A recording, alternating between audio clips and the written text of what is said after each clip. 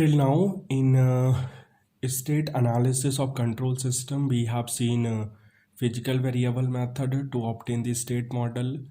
We have seen phase variable method to obtain the state model. Already we have seen canonical variable method for obtaining the state model. But in canonical variable method, we have seen cascade decomposition and parallel decomposition. In parallel decomposition, we have seen if we have different roots, we can define a state model using a parallel decomposition. And in a parallel decomposition, we have a state model. In that state model, we have a matrix A. Already in a previous video class, we have seen matrix A is a diagonal matrix. The main diagonal elements are the different roots of the matrix A or eigenvalues of the matrix A. Already I have told you this form of representation is called diagonal canonical form, or simply diagonal form, or partial fraction expansion form, or we can say normal form. Today we will discuss parallel decomposition of a transfer function having repeated roots of its characteristic equation. If we have repeated roots, we can define a state model using parallel decomposition. Now let us see how we can define a state model for the transfer function if we have repeated roots of the characteristic equation. Let us consider transfer function y over u equal to 2s square plus 8s plus 7 divided by s plus 2 power 2 s plus 1.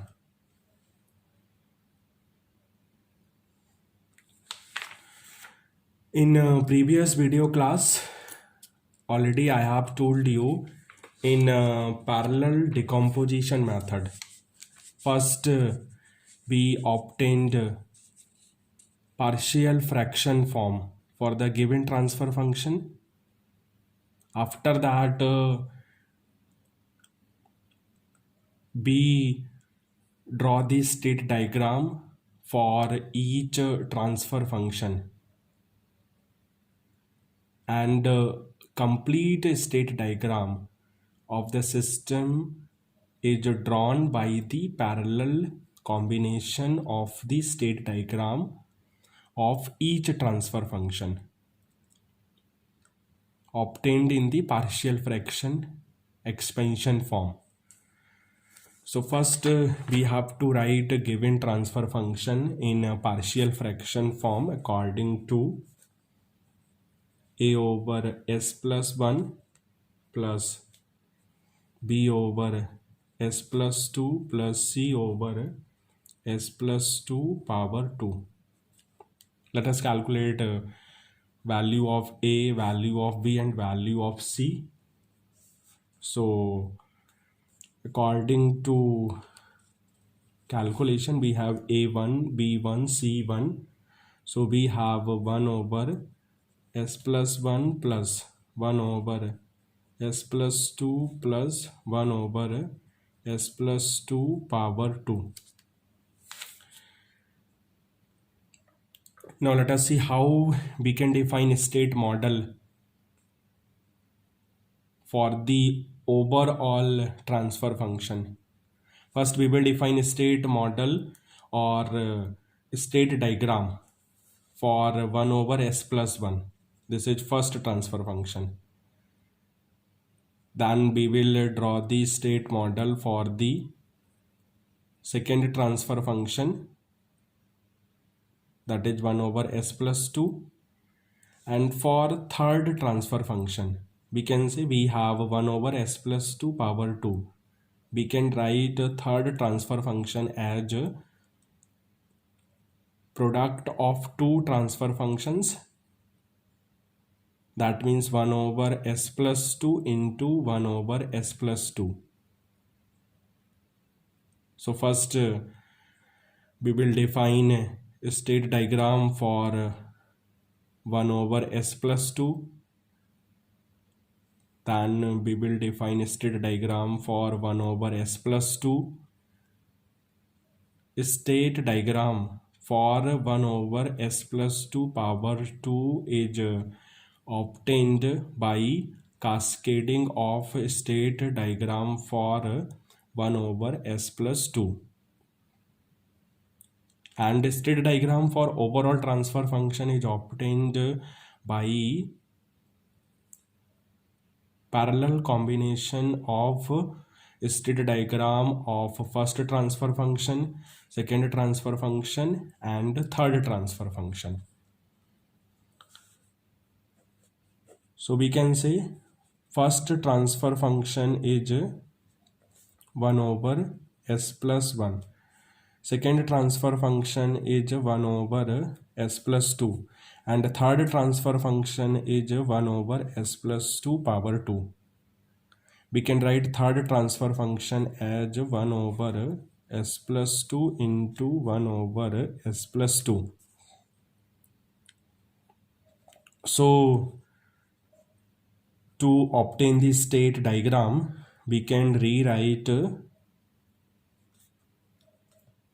all transfer functions according to 1 over s divided by 1 minus 1 by s plus 1 over s divided by 1 minus 2 by s. Similarly, for third, we can write 1 over s divided by 1 minus 2 by s into 1 by s divided by 1 minus 2 by s. So here we can say 1 over s plus 2 is repeating.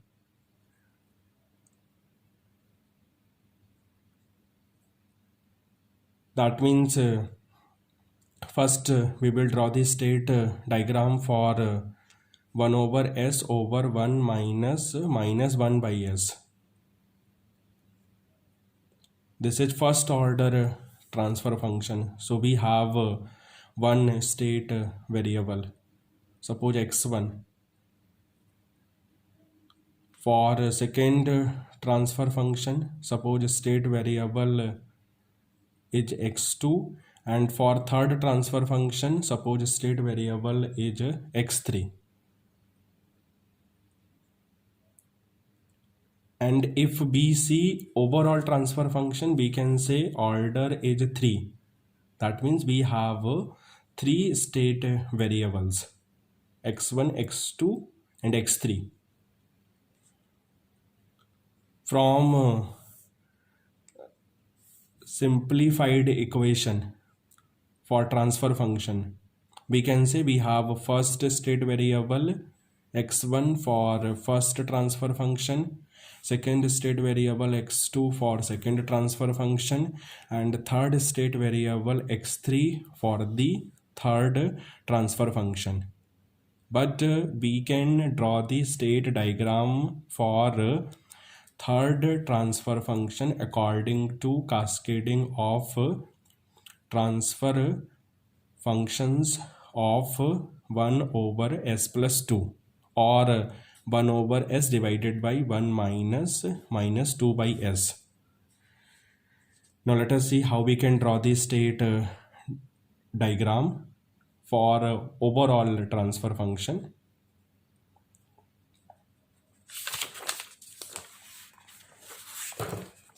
So first I am drawing the state diagram for the first transfer function. That means 1 over s divided by 1 minus 1 by s.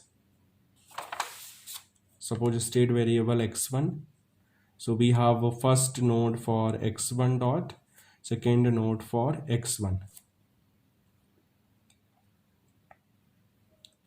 If we multiply x1 dot with 1 by s, we have x1. We have input node for input variable u.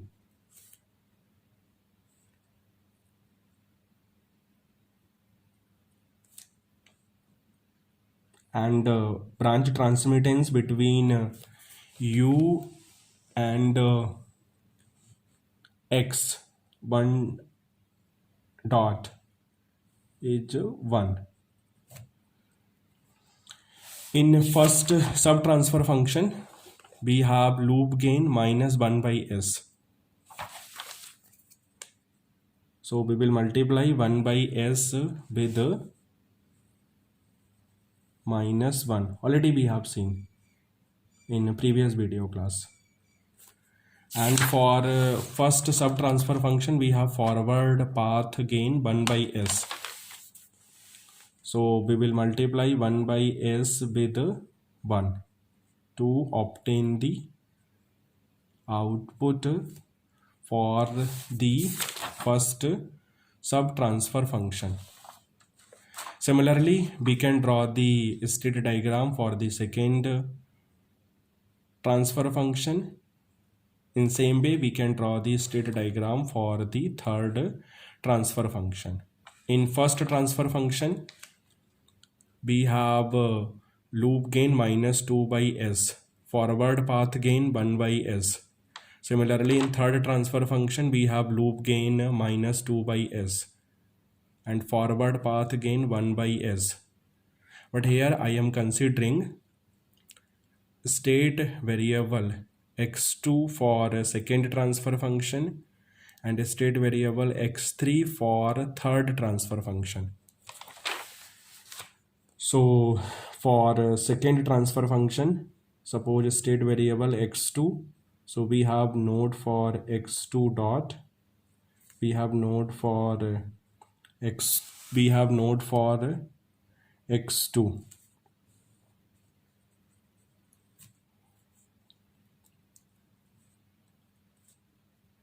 And we have loop gain minus 2 by s. That's why we will multiply 1 by s with minus 2. And we have forward path gain 1 by s. So we will multiply 1 by s with 1. This is for output variable. Input, overall input will remain same.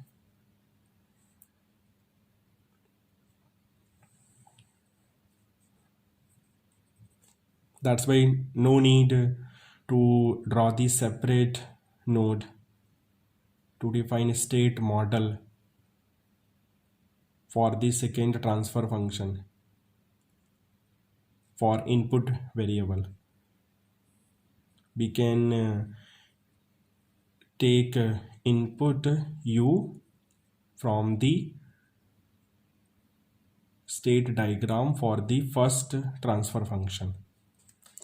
Now let us see the state diagram for the third transfer function. For third transfer function, we are assuming state variable x3. So we have node for x3 dot, we have node for x3. Loop gain is minus 2. Forward path gain is 1 by s.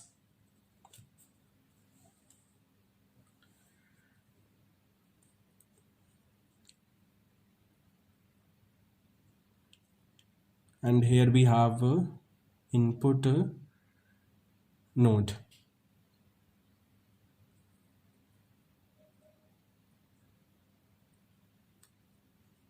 Branch transmittance is 1.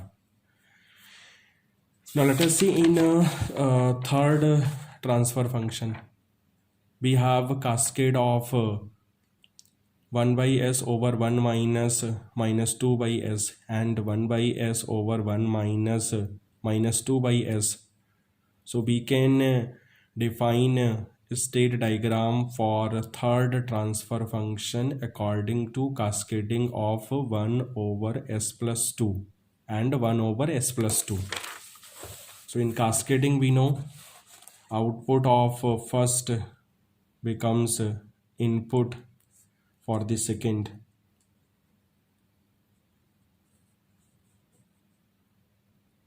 This is 1.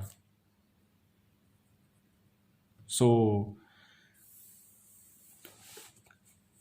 this will define a state diagram for the third transfer function. Combinedly, this will define a state diagram for the third transfer function.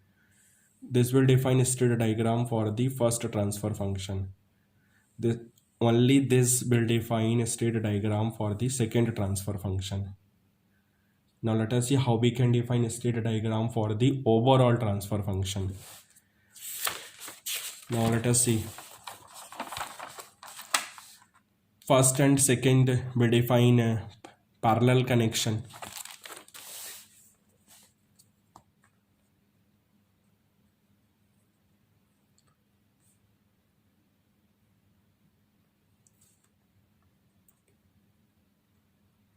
Parallel connection. Branch transmittance 1. And result of first and second will make a parallel connection with the third. Result of first and second will make a parallel connection with the third. That's why I am connecting output of third with the result of first and second. Branch transmittance 1. And here we have finally our output signal y. So this node is for output variable y. This is my complete state diagram for the given transfer function if we have repeated roots for the transfer function or for the characteristic equation. Now let us see how we can define a state model or state equations. First we have a state equation for x1 dot. According to the diagram, x1 dot is minus x1 plus u. According to the diagram, x2 dot is minus 2x2 plus u, and x3 dot is minus 2x3 plus x2. x3 dot is minus 2x3 plus x2. And output equation y is x1 plus x2 plus x3. This is my output equation. First, second, third will define a state equation. And always remember, state equations must be in terms of state variables and input variable. Similarly, output equation must be in terms of state variables and input variable. We can write first, second, third in matrix form. We can also write output equation in matrix form. So in matrix form, we have x1 dot, x2 dot, x3 dot, equal to -1 0 0 0 -2 0 0 1 -2. State variables are x1 x2 x3 plus 1 1 0. Input variable is u. This is my state equation in matrix form. So here we have a value of matrix A, and here matrix A will be in a Jordan canonical form. Matrix A will be in a Jordan canonical form. So matrix A is also called a Jordan canonical form, and this method is also known as Jordan canonical form method. So we can say if the transfer function has repeated roots or repeated poles, matrix A is called Jordan canonical form. So here matrix A is called Jordan canonical form.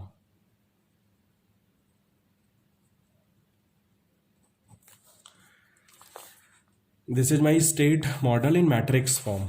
Similarly, we can write output equation in matrix form. Y equal to 1 1 1.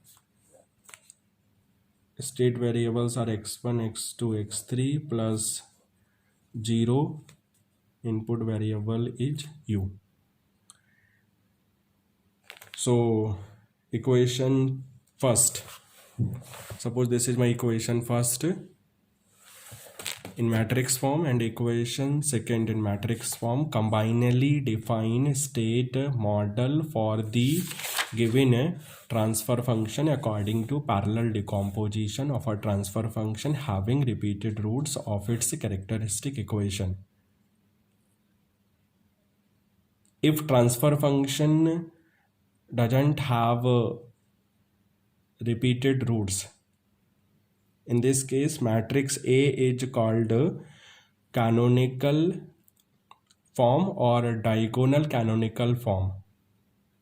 But if we have repeated roots and we are defining a state model, in a state model we have a matrix A, but here matrix A is called Jordan canonical form. So we have covered all three methods for canonical variable form, that means cascade decomposition, parallel decomposition, and parallel decomposition having repeated roots. So thank you.